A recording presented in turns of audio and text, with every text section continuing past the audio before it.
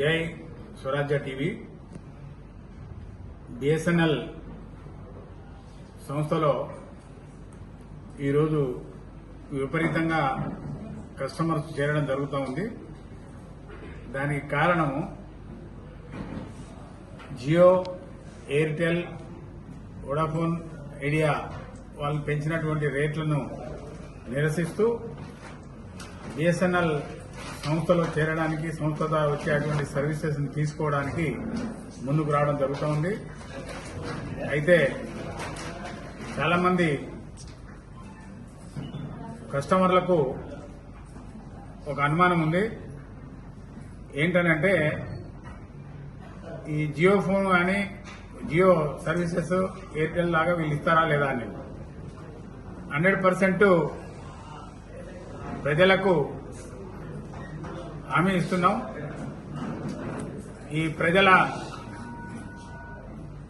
యొక్క సపోర్టుని సద్వినియోగం చేసుకుంటూ ప్రభుత్వ సహకారంతో తప్పకుండా కొత్త కస్టమర్లకు కానీ పాత కస్టమర్లకు కానీ వారి తృప్తి మేరకు తిరిగి వారిని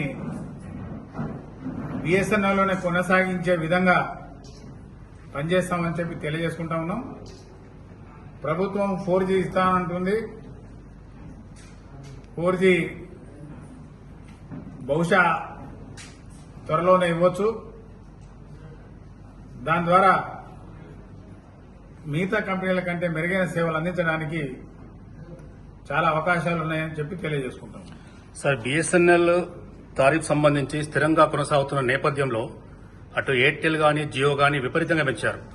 ప్రతిరోజు ప్రతినిత్యము బిఎస్ఎన్ఎల్ ఆఫీస్ చుట్టూ ఒక జాతర నెలకొని ఉంది ఫోర్ట్ రూపేణ. సో దీనిపై మీరేమంటారు? ప్రత్యక్షంగా అంబానీ గారి కుమారుడి పెళ్లిలో, ఈ మధ్యన జరిగిన పెళ్లిలో పెళ్లి కొడుకు, పెళ్లి కూతురు, పెళ్లి కొడుకు తండ్రి, తల్లి వేసుకునే యొక్క డ్రెస్సుల యొక్క విలువనే 1600 కోట్ల కింద ప్రజలకు తెలియవచ్చింది. ప్రజలు అనుకుంటున్నారు ఈ రోజున మా డబ్బుతోటే వీళ్ళు ఈ విధంగా వాళ్ళ జీవితాన్ని ఎంజాయ్ చేస్తున్నారు అని. అయితే యాక్చువల్గా అది ఎంజాయ్మెంట్ కాదు, అదొక వెర్రి.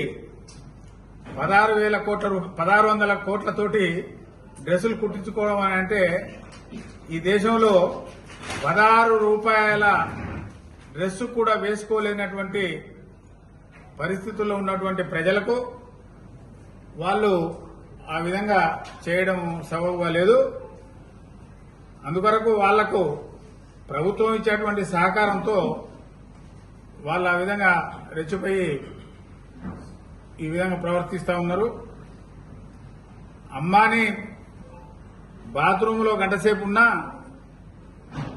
ఆ గంటలో 26 కోట్ల రూపాయలు ఆయనకు ఆదాయం వస్తూ ఉంది. 26 కోట్ల రూపాయల ఆదాయం ప్రతి గంటకు వస్తున్నటువంటి అంబానీ ఏం చేసుకోవాలని తెలియకుండా పెళ్లికి సంబంధించినటువంటి డ్రెస్సులకు 1600 కోట్ల రూపాయలు ఇవ్వడం జరిగింది, ఖర్చు పెట్టడం జరిగింది. వచ్చిన గెస్టులకు దాదాపు 2.5 కోట్ల వాచీలు కూడా ఇవ్వడం జరిగింది చాలా మందికి. ఆ విధంగా ఈ అంబానీ యొక్క సంపదను వృధా చేసుకుంటా ఉన్నాడు. అది భారతదేశం 140 కోట్ల జనాభాకు పంచినట్లయితే బాగుండేది ఉండే. ఇందులో అనేక మంది బిలో పవర్టీ లెవెల్లో ఉన్న కుటుంబాలు ఉన్నాయి, ఏజెన్సీ ఏరియాస్ ఉన్నాయి. ఇప్పటికీ కూడా ఈ ప్రపంచం, ఈ దేశం ఇవన్నీ కూడా తెలియని అనేక ట్రైబల్ కుటుంబాలు కొండల్లో గుట్టల్లో ఉంటా ఉన్నాయి.